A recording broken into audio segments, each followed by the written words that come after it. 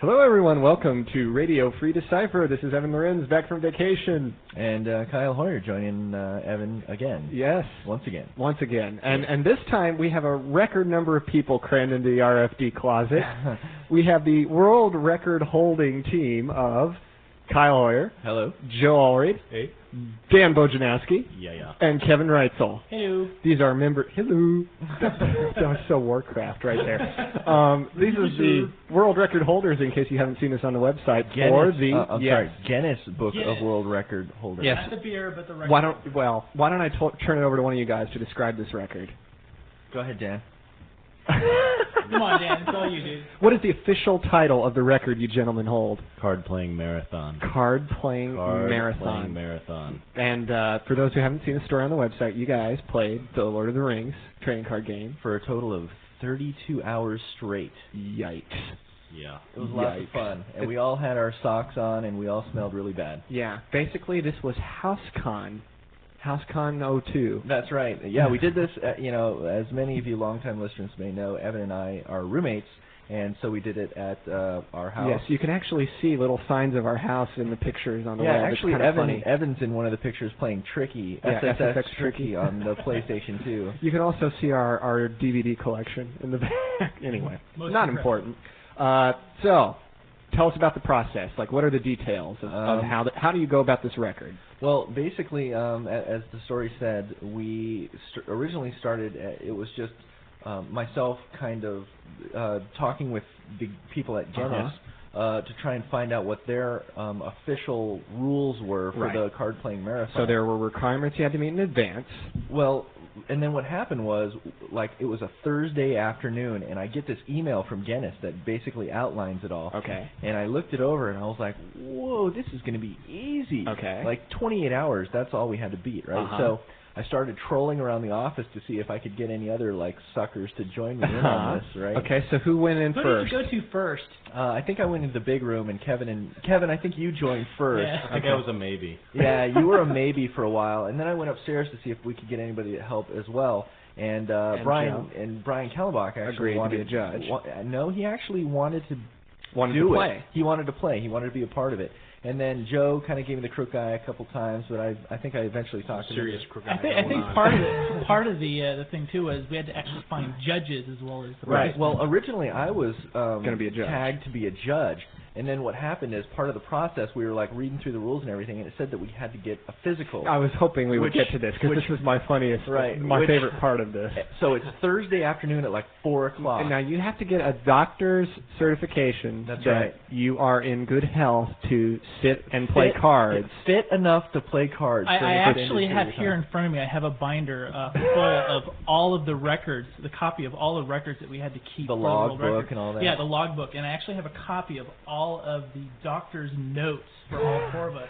For example, here it says, "For whom it may concern, Mr. Bojanowski is acceptable health to perform this card playing." So acceptable enough. Dan barely able to play. Barely passed. Barely. So you were able to get to a doctor in time, and Brian was not. Right. So Brian became the judge. Basically, what happened was it was going to cost since Brian doesn't have insurance, it was going to cost him $170 or something to get a physical, and it was I can't do that. Yeah. So what happened was Brian and I switched spots, Okay. and I became one of the participants, and, Okay. and Brian decided he was going to judge. Then we talked to Dan, and Dan knows Paul Evans pretty well, one of the local players. So Paul Evans helped us out. We got him on the phone, and he said, "Yeah, man, sure, I'll hang out with you guys all week and stay up all night." And all right. Blah, blah, blah. So who played the first game?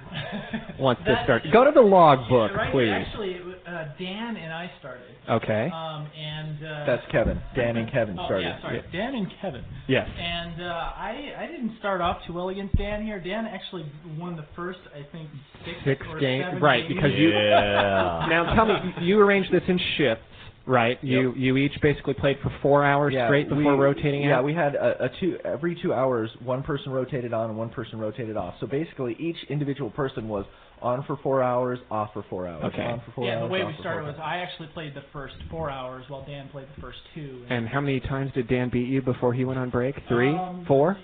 Yeah, 3 or 4. 5? No. One, 2, 3. Okay, just 3. I'm sorry. Just 3. I'm sorry. I was seeing a lot of Dan something. But then I had to play Joe, and he beat me a couple more times after that. Okay. Kevin, did you win any games against either of those two on your whole first shift? I don't think it was so. I remember then I came on after the first 4 hours, and I think I only won 1 game against each of them. Right. They were just powerhouses. Well, Kyle, we're coming for a world record attempt here, and Kyle brings 1 deck for the whole thing. You were going to play 1 deck for 32 hours? No, man, I knew other people would Kyle, man, even though I lost all those games at the beginning, I brought like 4 or 5 decks, man. Yeah. Hey, I got sealed deck. I brought the sealed deck stuff. Now, go ahead. There was like a supply of at least a dozen decks. Yeah, other people chipped in, like Juz, I know, lent a few decks to the cause. I borrowed some of Jeff Snyder's decks. Right. Just for there variety. There was a wide selection available. Speaking of Jeff Snyder, why don't you tell him what he did that whole weekend? Well, I think he came by for the cause. And basically just he didn't want to judge. He didn't want to play. He just came by and the entire event. Stayed awake the entire time and just no, hung that's out not with true. He crashed on the floor for like a long time. But the point is, he was there the entire time, like from the very beginning to the very end. Playing video poker. Yes, playing video poker, playing SSX Tricky, just hanging out. That's one thing we should actually mention was all the guys that came over and helped us out and fed us. The Lishkis and the Colin Box. Yeah, the Lishkis came over and barbecued for us. Yes, couple Tom times. and his wife, Chuck and his wife. Because we couldn't leave the room. Right. Yeah, here's another condition on it. Go over the rules there a little bit, Kyle. Oh, man, let's see. You are not allowed to leave the room. You're not allowed to in leave which the record's the being set. immediate playing area, so we basically said that's the immediate room. Okay. So even though the kitchen was like 5 feet away, we could not go into the kitchen. Because it was subdivided. Right, because it was subdivided. So we didn't go into the kitchen. We were allowed comfort breaks, like every such and such period of time. Only for 5 minutes long. And only for 5 minutes long. So I think we tried to get a comfort break like once every 8 hours. Right. So no showers. 2 or 3. Right. No showers. No showers. Unless you can take it in 5 minutes, but that's a high risk factor there. The water, like I have the refrigerator has like one of those little water dispenser things on it, and you just barely couldn't reach it, so you have to keep getting one of the other people there. We were the plebe. Go get us water. Yes, somebody would. This is why we had so many other Decipherrians coming to help us out. They were like using the barbecue for these guys who could not leave the room and getting water, and I can't remember all the other. Luckily, though, our front couch in our front room is a futon, so we were able to lay that out. Yes, get some naps there. So. I got to mention one other funny thing was after my first shift ended. After my first shift ended, right? I had taken the first 4 hours off. Then I did 4 hours, so it had been 8 hours into the record attempt, and I had to go to the bathroom, but I didn't want to use my comfort break that soon, right? So I decided, well, I'm just going to try and sleep, and maybe I won't have to go to the bathroom. Having to go to the bathroom won't wake me up, right? Your intention was to go to the bathroom after you woke up, before your break. Well. But he failed to tell anybody this. Right. I was going to say. Well, what happened was, so I go to sleep. I have to go to the bathroom, but I didn't want to use a comfort break, so I go to sleep. And my intention is to wake up, and right before I start playing again, after 4 hours, then I'm going to go take my comfort break and then play. But these guys wake me up the second that I have to be up on the table playing. It's like, okay, our game's done. Go wake up Kyle. It's his, he's got to get on. And so they're like, Kyle, wake up, you're on. And I'm like, what? So I run up to the table, and then I'm just, stuck there for 4 hours. Complaining to these guys. I'm like, dude, you guys should have given me some notice. I got to the bathroom. So I had to wait an additional 4 hours to go to the bathroom. So I basically sat there the whole time, not drinking water, trying to just concentrate on the game while I still have to go to the bathroom. You should have got a doctor's certification saying you were fit to do that. There's probably some kind of record in there, too. Yeah, 16 hours having to go to the bathroom. This is riveting Radio Free Decipher, by the way, too. We thought we were trying to do him a favor by letting him sleep as much as possible. You didn't tell this thing. No, it's very kind. And I don't really understand the concept of why were you trying to save the comfort break. I mean, you were going to use it sooner or later. I have no idea. I guess I just didn't want to look like a wuss and be the first person to take a comfort break. I don't know. I wasn't aware that was an issue. I could kind of respect that. If you're the first person who had to leave the room, absolutely. This is funny. All right, so tell me, would you do it again? 32 straight hours. Well, I guess it would have to be more than that. I wanted to go for longer, but I think we're all at the 32-hour mark. We're just kind of like, Okay, it's time for the nap. And I want the record to show that everybody wanted to go more than 32 hours when we first started. I said, the original plan let's was 40. decide at 32-hour mark if you feel like going longer than 32 hours. We were and there was no discussion at the 32-hour mark. It was like, all right, we got a half hour to go. Like, yeah. There's no discussion. We were ready to go. I think we were pretty irritable. At least I can speak for myself. I was, I love these guys like brothers, but I was getting pretty pissy. Yeah. I don't know if I can say that on RFD, but I was getting irritable. I kind of saw the deterioration when Joe and I think it was you guys were removing pool and you guys were just picking up and kind of throwing it off to the side. That's Joe. That's not me. Actually, I was doing that for most of the marathon. I was just tossing Twilight tokens in and out. So you like the company, you like the game, but imagine your favorite people and your favorite activity and do that for 32 hours straight, and it'll start to wear thin. So now what we've done is we've kind of thrown the gauntlet to all those people out there that have read the story and are foolish enough to attempt something like this. Like we've said, the story is up on Decipher.com right now, and we posted the Guinness rules for the attempt. So go check it out. See if you are up to 33 plus hours of card gaming with Lord of the Rings. And if you are, we put the information to contact Guinness up there as well. So you got to contact them.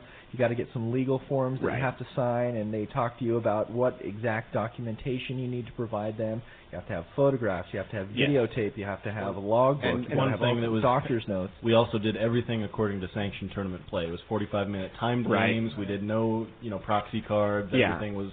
It's also important that you did mention there was sealed deck play, but deck construction doesn't count because that's not playing cards. So when we did sealed deck, we constructed the deck during our break. Right. So you have to be playing constantly. So if you're one game going for 32 hours. So if you're going to attempt this, make sure you get it right because this is a lot of effort. I have to give props to Kyle. He was very thorough with the investigation and getting all this done. I mean, he had the video done, and we turned the camera on at key moments and did a little videotaping, and we took pictures and stuff like that, and got all the forms down. Are we ever going to release that video anywhere? No. Maybe there'll be a special showing at DecipherCon. Who knows? Oh, geez. We all look pretty haggard, though. I'm sure. So, are you hoping? Very dilapidated. Are you? Are you very happy to hold the record, or are you looking forward to somebody taking it from you? I'm so going to go to the bars this weekend and tell all the hot chicks that I'm a Guinness World Record holder. It's very cool to hold this, and at least it's a record that can definitely be broken, and also it's cool because we're making a challenge right now for people to break it, and even if someone breaks it, we can say that we did it. Yeah, we were at one time the world record holders. Yes, well, I've never. I know what's going to happen though when somebody hits 34 hours. Is Kyle's going to walk up to our floor and he's going to look at me and he's going to say, "We're taking it back." Hey man, somebody broke our record. What are you doing this weekend? I'll do it. And the cool thing is that we will get an email from Guinness if somebody does break the record. Yeah, they will let me know. We will find out. If someone goes 34, I'll be willing to try and break that. All right, so I don't know about 50 and up. Though. Okay, so if you're going to break it, you got to break it by a lot. We did do it on like a holiday weekend. Yes. and we still even, like it said in the article, we still even fit in a barbecue the next day. Yes, we did. There was time to spare. Because we weren't tired of all the barbecuing through the weekend. We had to have another one on Memorial Day. Tim's Memorial Day barbecue is sort of the stuff of legends. And it was rather odd that it didn't rain this year like it does every other year. But that's another story. Yes, indeed. All right, guys. Any parting shots here? Thoughts about you holding the world record? The donk. All right. It was fun. Joe? I'm sure we'll have to do it again sometime by orders of Kyle. All right. That's right. The next person that breaks our record, just be ready because we're going to take it back. All right. Joe, Kevin, Bojo, thanks for joining us. Thank you. Thanks for having us.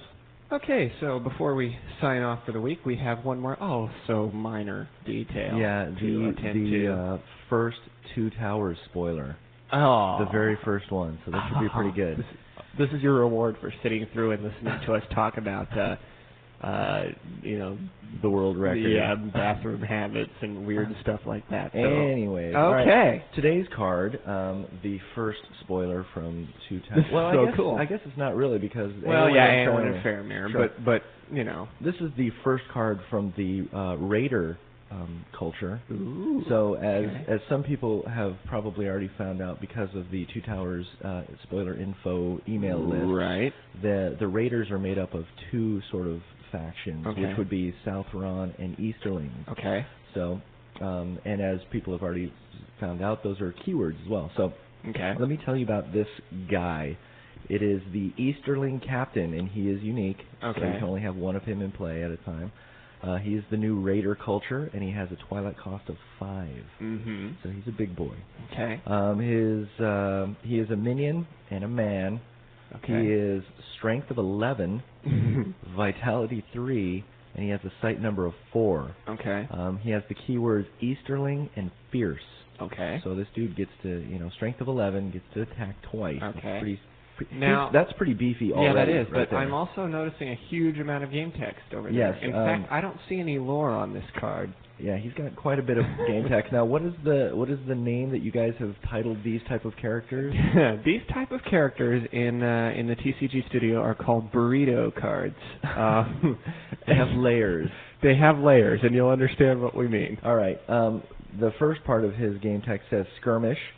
Spot 2 burdens and remove 2 Twilight to make an Easterling strength +2. That includes himself. Right. He's an Easterling. The next part of his game text says skirmish.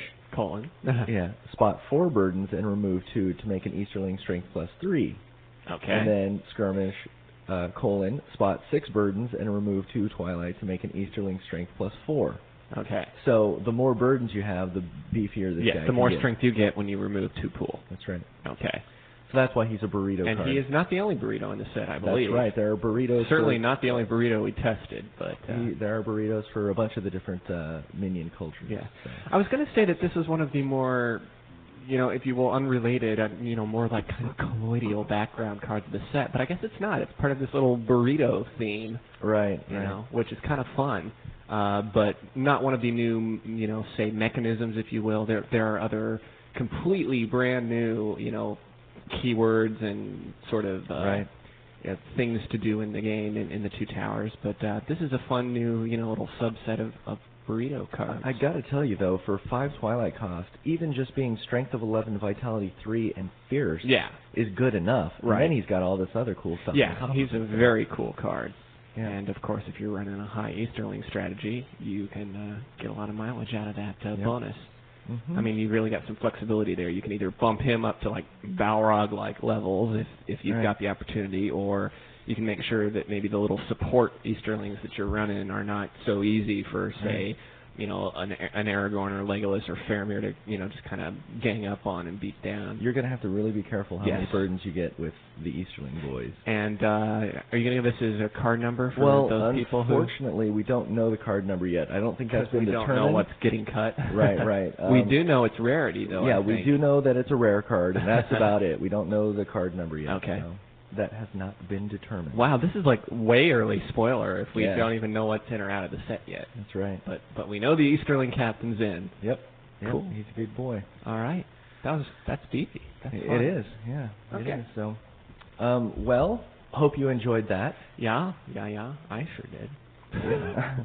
Well, we get to, we're looking at a whole big sheet of cards here, so we get to see all the other ones. Yeah, I'm afraid I'm not going to be perusing the sheet. I've got to run right back upstairs and get back to work on the second edition. That's right. And by the way, I hope that you've all checked out the sort of impromptu Q&A that Tim Ellington did on the special event BBS for the Trek second edition, because there were a lot of questions that he answered there for people who are looking for more information about 2E. Yep, I'll kind of let that serve as the 2E for the week, because I've got to run back and work on it. Right on. All right. Well, we'll let you get to that, and thanks everyone for listening, and have a great weekend.